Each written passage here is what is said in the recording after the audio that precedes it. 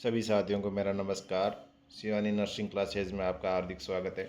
इस वीडियो में अपन मेडिकल सर्जिकल नर्सिंग से रिलेटेड कुछ मोस्ट इम्पोर्टेंट क्वेश्चन आंसर देखेंगे विथ एक्सप्लेनेशन।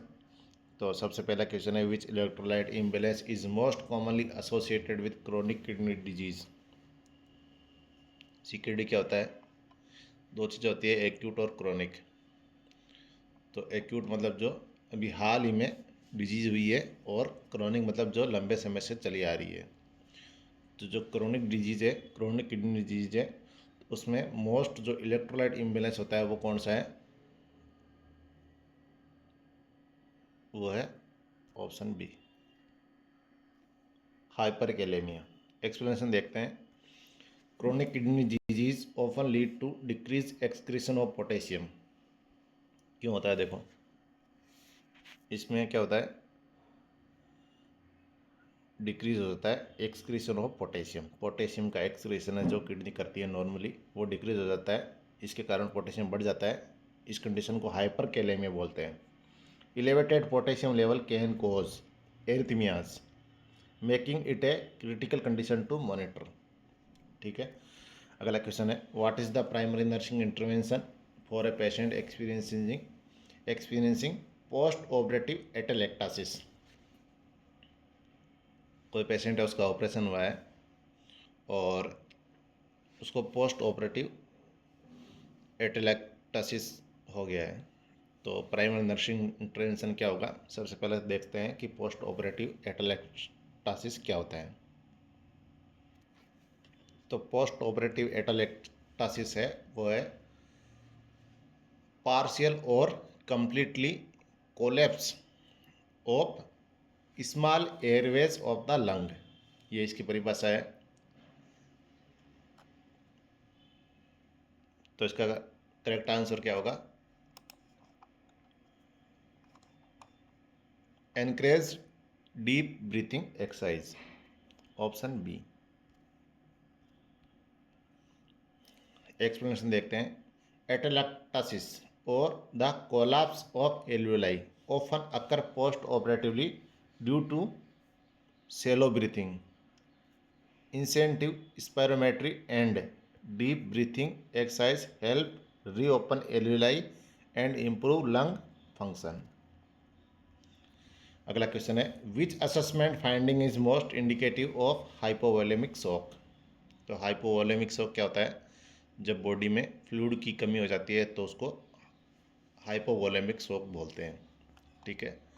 तो उसमें मोस्ट जो इंडिकेटिव फाइंडिंग है वो देखने को मिलती है option B, increased capillary refill time.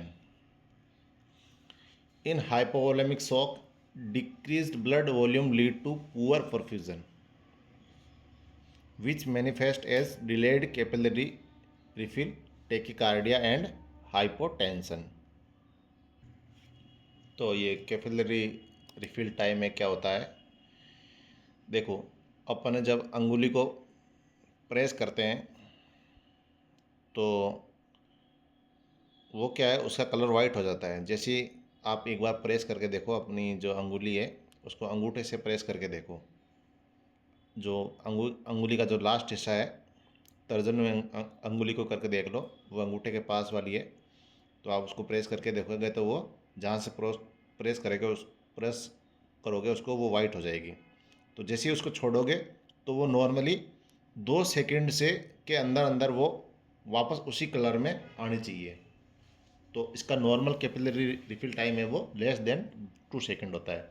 तो 2 सेकंड के अंदर अंदर वो वापस नॉर्मली उसी कलर में आनी चाहिए। अगर नहीं आ रही है तो कैपिलरी रिफिल टाइम है जो बढ़ा हुआ है, और ये हाइपोवोलेमिक शॉक को इंडिकेट करता है। ठीक है। नेक्स्ट क्वेश्चन है, which is a priority nursing diagnosis for a patient with severe Burns. तो एक पेशेंट है वो बहुत ज़्यादा जल गया है, तो प्रायोरिटी नर्सिंग डायग्नोसिस क्या रहेगा उसमें? Risk of infection, option A correct answer है। इन्फेक्शन का चांस में ज़्यादा रहेगा, क्योंकि जो अपनी इस स्किन होती है वो प्रोटेक्टिव बैरियर का काम करती है, माइक्रो ऑर्गेनिज्म को अंदर जाने से रोकती है स्किन।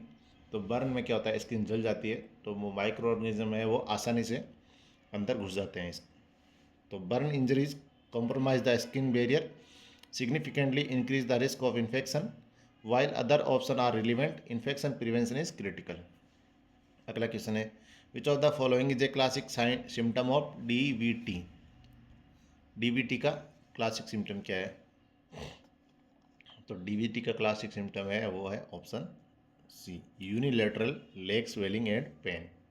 डीप वेन थ्रोम्बोसिस है, उसमें यूनिलेटरल मतलब एक साइड में, एक ही पैर में स्वेलिंग आ जाती है और पेन रहता है, दोनों पैरों में नहीं, एक पैर में। DVT typically present with localized pain, swelling and redness in one leg due to a clot obstructing venous blood flow। क्यों होता है?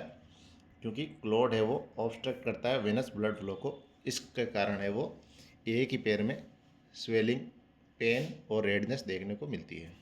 ठीक है, अगला क्वेश्चन है, what is the best indicator of effective fluid resuscitation in a patient with hypovolaemic shock. एक patient है वो हाइपोवोलेमिक शॉक में गया हुआ है, उसको मतलब फ्लूइड की कमी है उसमें, उसको हाइपोवोलेमिक शॉक बोलते हैं।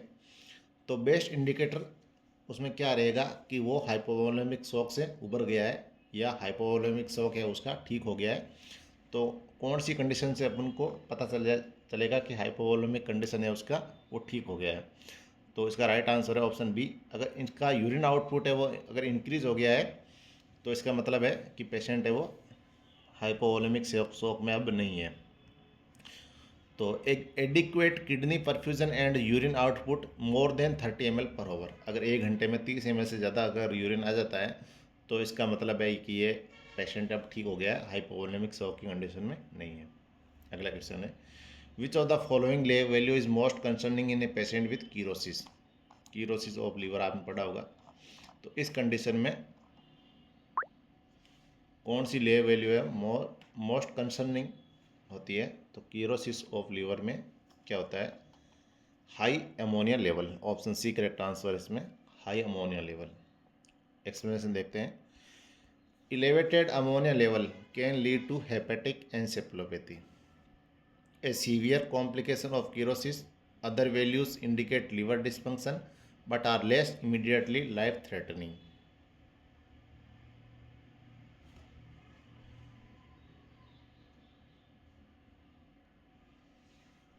अगला क्वेश्चन है, in a patient with COPD what is the primary goal of oxygen therapy. COPD वाले पेशेंट में ऑक्सीजन थेरेपी है वो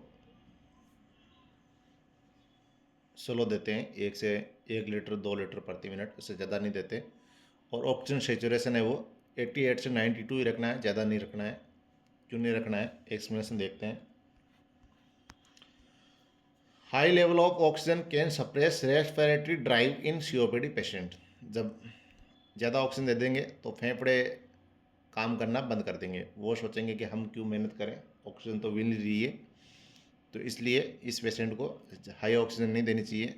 maintaining oxygen saturation within 88 to 92% ensure adequate oxygenation without causing hypercapnia. Hypercapnia क्या होता है? Carbon dioxide की अधिकता, blood में कार्बन डाइऑक्साइड का ज़्यादा हो जाना हाइपरकैप्निया कहलाता है। नेक्स्ट क्वेश्चन है, what is the most critical intervention for a patient with increase ICP. Intracranial pressure किसी पेशेंट में बढ़ गया है तो जो मोस्ट क्रिटिकल इंटरवेंशन है वो आपको कमेंट करके बताना है कि लास्ट क्वेश्चन है। बाकी सभी क्वेश्चन मैंने आपको विद एक्सप्लेनेशन बता दिए हैं। इस क्वेश्चन का आंसर, लास्ट क्वेश्चन का आंसर है वो आपको कमेंट बॉक्स में ज़रूर देना है। तो वीडियो कैसा लगा कमेंट बॉक्स में ज़रूर बताना, और कोई इम्प्रूवमेंट चाहते हैं तो सजेशन ज़रूर देना। धन्यवाद बहुत बहुत देखने के लिए।